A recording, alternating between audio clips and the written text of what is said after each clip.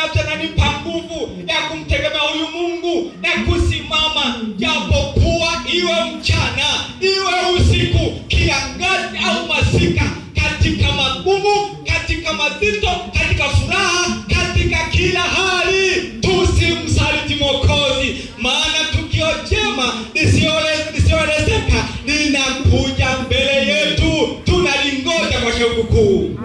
Mungu atusaidie mchana wa leo. Mungu atuwezeshe mchana wa leo. Natamani scenario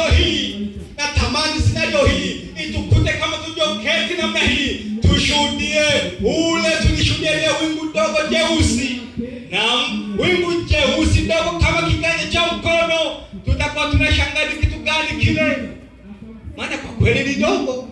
Tutaona ni kitu gani kile cheusi kile, na mara tutashangaa, tutaona wingu linakuja.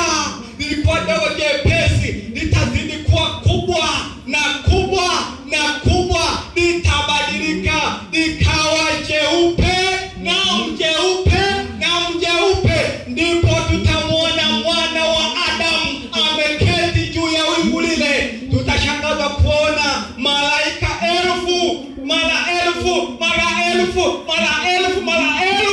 wamemzunguka